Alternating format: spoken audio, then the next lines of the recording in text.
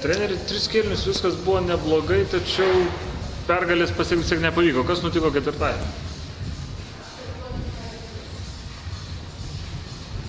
Keli daug ką pasakyti, nepataikėm, neapsigynėm, bet aš galvoju, kad biškiai apleido jėgos arba kelis kartus neteisingus sprendimus priėmėm. Ir jėgos apleido, tai galiu paaiškinti, neįmetėm 2 kartus iš po krepšio laisvi būdami, gynyboje nespėjom subėgioti. Pabėgo taškas į tašką, aš sakiau, žaidžiam taškas į tašką, reikia nepaleisti.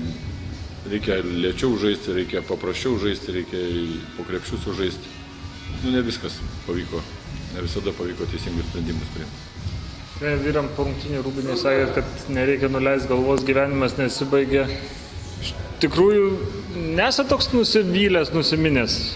Ne, tai trenerio darbas visą laiką, viršui spaudos konferencijai sakiau, trenerio darbas, sako, labai gražiai žaidėt.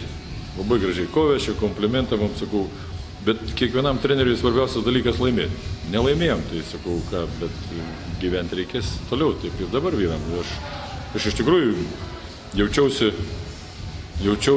ten vietomis toks laimingas, ne tai, kad patenkinęs, net laimingas. Iš tikrųjų gerai darėm, dabar čia atėjęs pas vyrus kalbėjau, jie tokie sako, taip gražiai žaidėm, dalėjomės kamuolį, viskas rezultatas buvo mūsų naudai. Kažkodėl užstrigo. Tai atsakau, tai veikia stresas, veikia fizinis nuovargis ir išeina tie neteisingi sprendimai arba paprasčiausiai kažkokia tai klaida dar. Saulius turbūt šiandien įsijungė geriau nei jūs pats galėjot laukti ir tikėtis, ar ne? Be abejo, labai džiaugiuosi, dabar sakiau Rūbiniai, kad ačiū, kad padėjai, nes po poros treniruočių, pilnu, kaip sakyti, net visa jėga nebuvau matęs jo dirbant, o dabar čia varžybą žaidė ir jis iš tikrųjų buvo labai netikėta ir gera pagalba. O didžiausias galvos skausmas turbūt ir vėl tapo amerikietis Frazeris, kuris tiek pirmose rungtynėse pridarė labai daug problemų, tiek ir šiandien lemiamų metu ėmėsi daug iniciatyvos. Taip, mes kalbėjom, gal padarėm vienas išvadas, neleidom tiek daug sumesti, kaip namuose žaidėm, dideli žmonės ten karaliavo.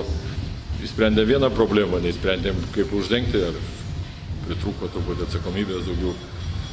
Sakėm, kriskim, stabdykim, griūkim, bet neleiskim prasiveršti.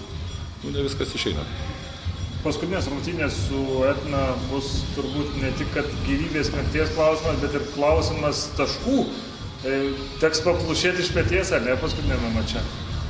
Be abejo, aš su nerimu laukiau, dar pažiūrėsim, kaip kitos komandos nesužaidė kokią situaciją, bet be abejo reikia laimėti ir noriu, kad neužsikrėstų komanda tokių dalykų, kad oi mes čia jos aplošim, dabar neaišku kokius skirtumus. Čia tik tai mes turim galvoti, kaip tą padaryti ir kaip pademonstruoti gerą žaidimą, kad skirtumas būtų didelis. O labai noriu, kad komanda nepagalvotų, kad mes ten laimėjom, tai dabar laimėsim kiek reikės.